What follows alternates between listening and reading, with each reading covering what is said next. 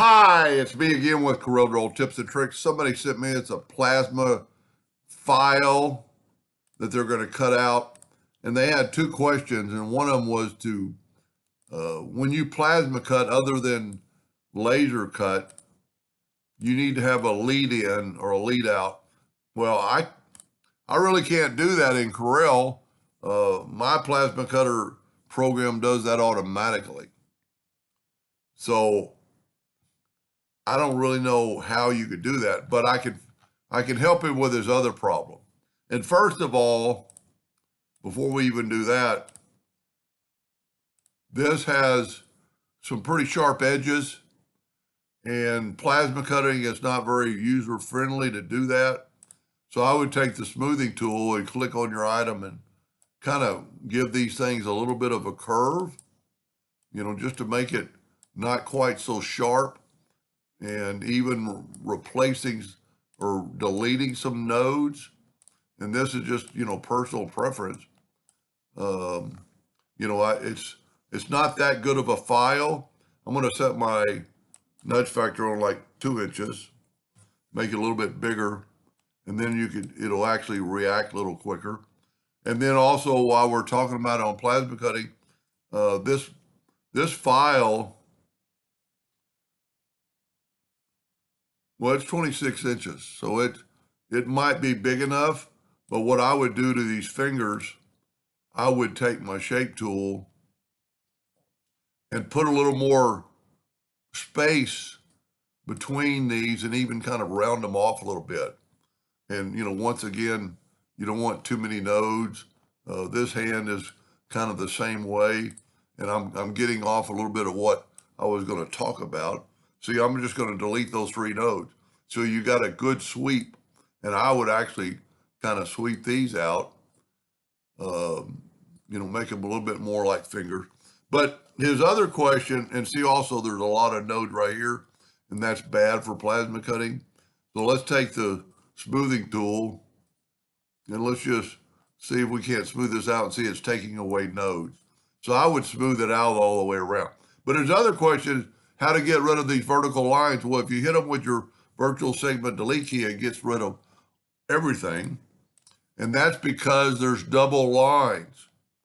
So what I'm going to do first is I'm going to select it. I'm going to go to Object, and I'm going to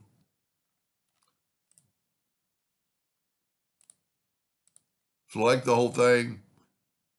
Well, evidently I've already broken the object apart, and that might not really come into play. But you can see these are double lines.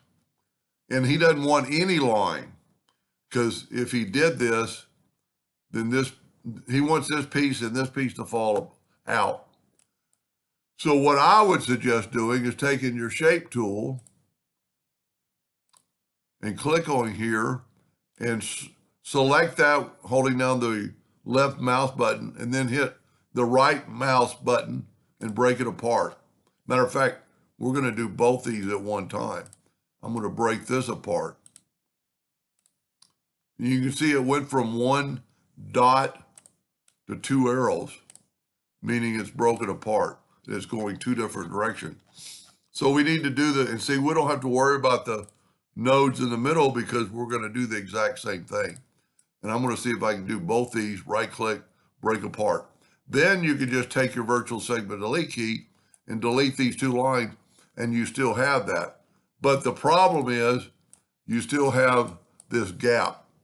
Now, this gap isn't that big. It's only 0.01. And let's go in and just take that away. So I'm going to take my shape tool, select both those nodes, go up to Windows, Dockers, and join curves. And mine is set on 0.01. And I'm going to hit apply, and look at that. It closed up that deal. And another way to check it would be to take your Smart Fill tool and fill that in with a color, and then you know it's there. So every one of these is going to have, well, you know what, that might work right there. No, see, we got some leaks. So I would just do that to every one of these. See, this one's even crossed over. So what I could do on this one is take this virtual segment delete key and delete this double line. And if I delete this line, it's going to do that. So I need to take my shape tool. I'm having a little bit of trouble selecting my shape tool. I got the smoothing tool. Get the shape tool. Let's zoom in here. Get the shape tool and click on that and take that.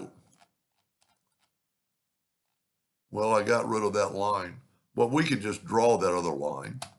So I'm going to right click on that and break it apart, and then I can take away this line. And I think it might be easy. So this isn't really broken, but if we take our shape tool and, well, that is broken. Let's take away that node and take this one and hit apply and join the node.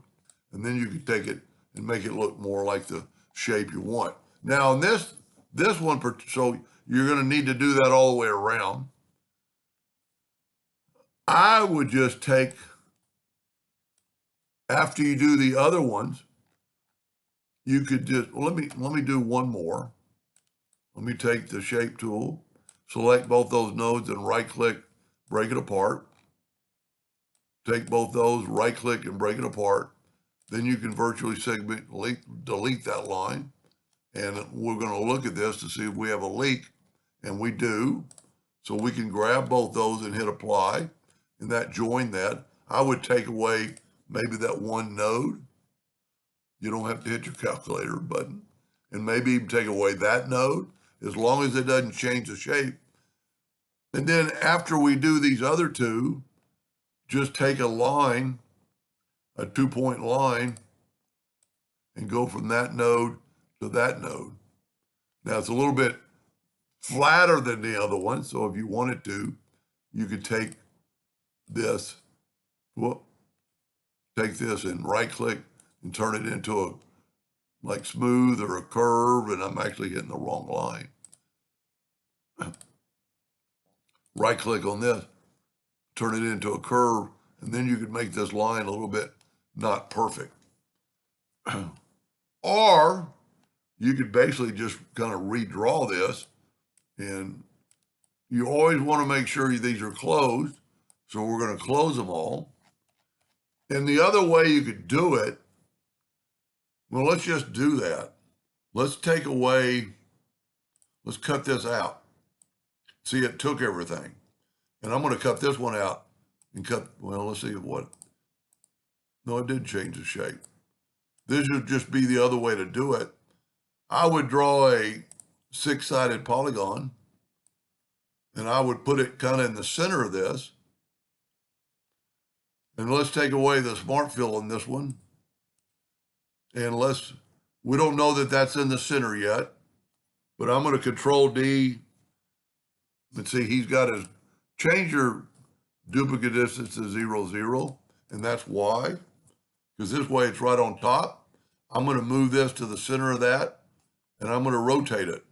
And we want to rotate it 72 degrees. And then Control D again, and you saved a lot of time. Now, if you don't want these lines perfect, and also what I would do to this shape is take my shape tool or my pick tool, I'm going to pick it, and I'm going to convert this to a curve so it's not a polygon anymore. And then I'm going to select these interior nodes on a plasma cutter. The plasma cutter is going to go from node to node.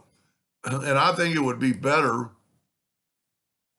to take all these nodes and go to Windows, Dockers, and Corners, and we're going to round them off like 0.2. And what that did, that might be too much.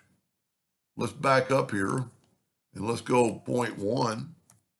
See, it just gives it a little bit of roundness, kind of like these are. I don't really understand the holes. Maybe that's where they're going to attach it, and the head. But I cannot make plasma cutter like a laser is going to cut this hole. It's going to start right on this line and cut. On a plasma cutter, it needs somewhere to start because it's starting burning, and you want it to burn on the inside, much like this. And you could quite possibly do this. Let's use a 3-point curve line and just give this a little bit of a curve. And see, also you want to draw a hairline. And that might possibly work, but my program does that automatically. So you might want to look into that or contact the people that own your plasma people and ask them how to do that. Anyway, I hope that helped them a little bit. Thank you for watching.